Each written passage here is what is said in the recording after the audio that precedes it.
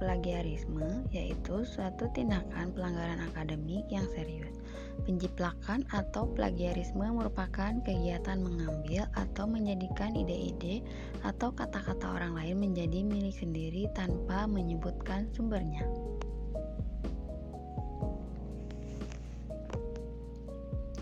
Menurut Peraturan Menteri Pendidikan Republik Indonesia Nomor 17 Tahun 2010 dikatakan, plagiat adalah perbuatan sengaja atau tidak sengaja dalam memperoleh atau mencoba memperoleh kredit atau nilai untuk suatu karya ilmiah dengan mengutip sebagian atau seluruh karya atau karya ilmiah pihak lain yang diakui sebagai karya ilmiahnya tanpa menyatakan sumber secara tepat dan memadai.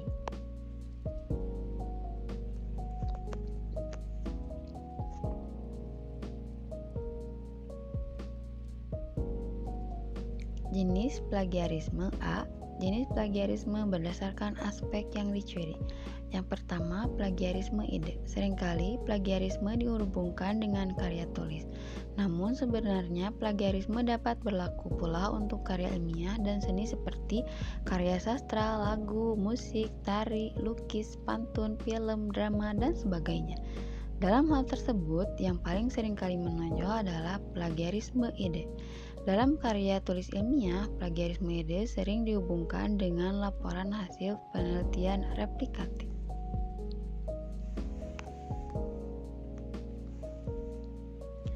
Yang kedua yaitu plagiarisme isi atau data penelitian. Dalam pelaporan hasil penelitian, plagiarisme isi penelitian sekaligus juga merupakan fabrikasi atau falsifikasi data. Karena peneliti tidak mempunyai data, atau datanya tidak seperti yang dikehendaki, tindakan yang lebih banyak dilakukan adalah falsifikasi data. Peneliti memiliki data sendiri, namun data tersebut tidak sesuai dengan yang diharapkan. Lalu peneliti mengubahnya dengan maksud agar hasil penelitian sesuai dengan yang direncanakan.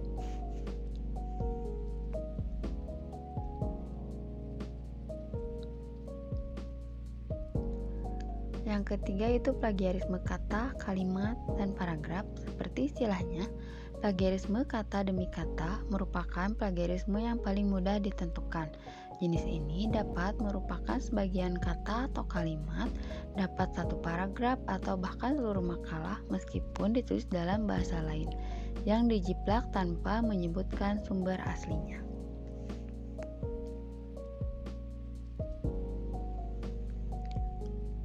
Yang keempat yaitu plagiarisme total. Plagiarisme yang dilakukan secara keseluruhan dan membuatnya seakan karya tersebut hasil buatan sendiri.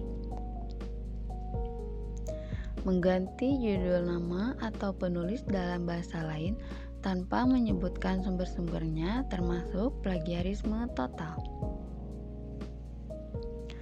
Klasifikasi berdasarkan sengaja atau tidaknya plagiarisme. Yang pertama, plagiarisme yang disengaja melakukan penjiplakan secara sengaja dengan menyalin langsung suatu karya dari sumber kata demi kata tanpa menunjukkan bahwa itu merupakan hasil dan sama sekali tidak menyebutkan siapa penulis atau pemilik karya intelektualnya. Yang kedua yaitu plagiarisme yang tidak disengaja, dapat berupa ketidakjelasan atau kesalahan kutip sumber.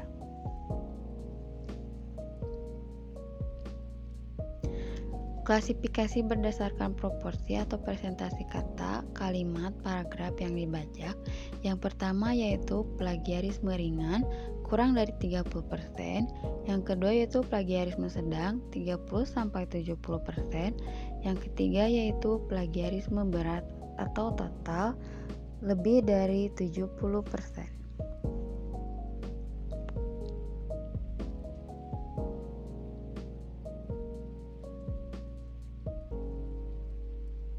Berdasarkan pola plagiarisme, yang pertama yaitu plagiarisme kata demi kata atau word for word plagiarizing. Plagiarisme ini sama dengan plagiarisme total. Yang kedua yaitu plagiarisme mosaik.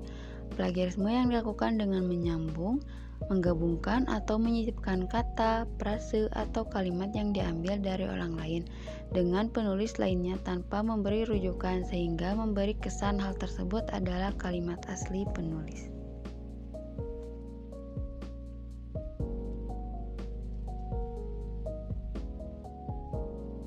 Plagiarisme secara hukum. Tindak plagiat mengakibatkan keresahan antar sesama penulis karena dianggap mencuri dan tidak menghargai ide orang lain. Plagiat dapat menyeret seseorang untuk ribut dengan orang lain atau pihak yang merasa dirugikan. Selain itu, yang bersangkutan akan kehilangan pamor dan kredibilitasnya. Di negara maju, kesadaran akan hak orang lain sudah tinggi. Penghargaan atas karya intelektual sudah semakin dijunjung tinggi sehingga pelanggaran atas hal tersebut pasti sanksinya berat. Di Indonesia, tindak plagiat dapat didakwa melanggar Undang-Undang Nomor 19 Tahun 2002 tentang hak cipta, terutama bagian keempat tentang ciptaan yang dilindungi pasal 12 dan pasal 13 sebagai berikut.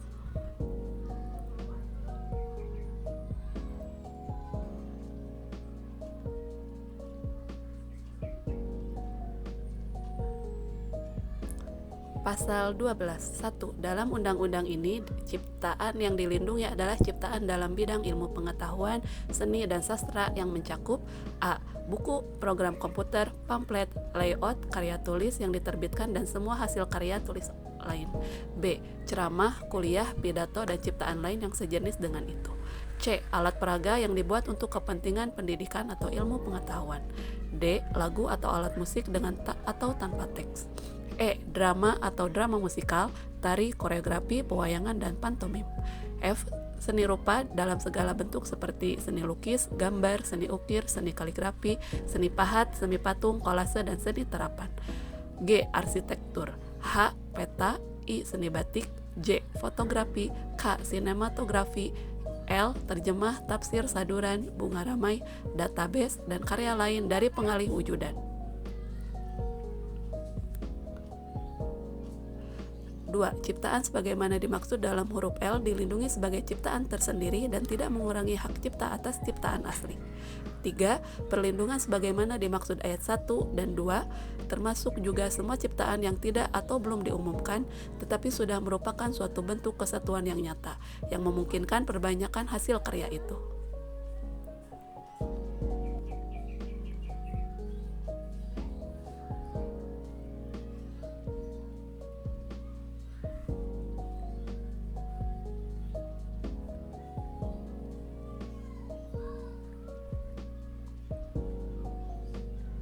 Pasal 13. Tidak ada hak cipta atas 1. hasil rapat terbuka lembaga-lembaga negara. 2. peraturan perundang-undangan. 3. pidato kenegaraan atau pidato pejabat pemerintah. 4. putusan pengadilan atau penetapan hakim. Atau 5. keputusan badan arbitrase atau keputusan badan-badan sejenis lainnya.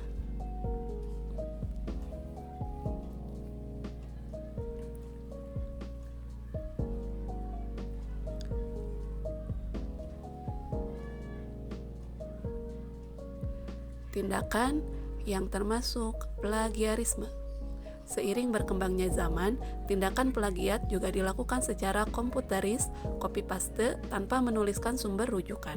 Dalam buku Bahasa Indonesia, sebuah pengantar penulis ilmiah Felicia Utorodewo dan kawan-kawan menggolongkan hal-hal berikut sebagai tindakan plagiarisme.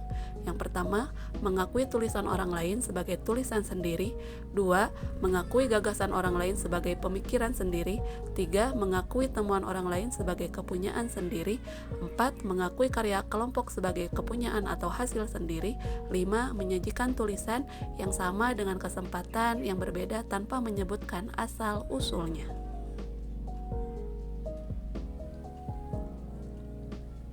Tindakan yang tidak termasuk plagiarisme.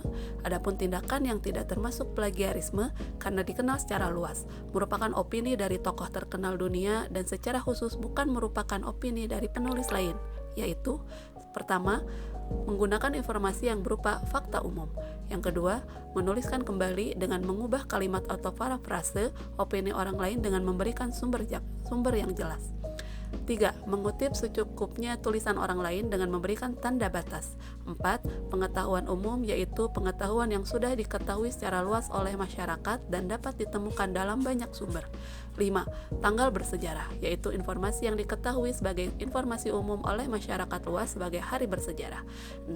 Teori dan argumen yang dikenal secara umum. Dan yang ketujuh, peribahasa yang umum. Cara menghindari plagiarisme. Yang pertama, dalam menulis sebaiknya menggunakan informasi yang berupa fakta umum. Yang kedua, menuliskan sumber referensi untuk pernyataan-pernyataan yang diacu penulis. 3. Memberikan batasan yang jelas, bagian mana saja dalam uraian yang merupakan kutipan dan bagian mana yang merupakan pernyataan penulis. 4. Jika penulis ingin memperkuat argumennya dengan mengacu pada pernyataan seorang penulis yang telah diterbitkan, maka ia harus menyatakan dengan tegas dari sumber mana kutipan tersebut diambil. 5. Lebih baik menulis sendiri karya tulis ilmiah kita, walaupun mungkin sangat tidak bagus untuk dibaca apalagi dipublikasikan. 6. Agar kita tidak terkena penyakit plagiarisme, sebaiknya biasakan menulis setiap hari. 7. Tak perlu malu untuk belajar, jadikan media blog di internet sebagai media belajar. 8. Tidak mudah membuat sebuah karya tulis ilmiah. Kita harus sering berlatih menulis dan berupaya keras untuk menulis seotentik mungkin bahwa ini adalah hasil dari originalitas pemikiran sendiri.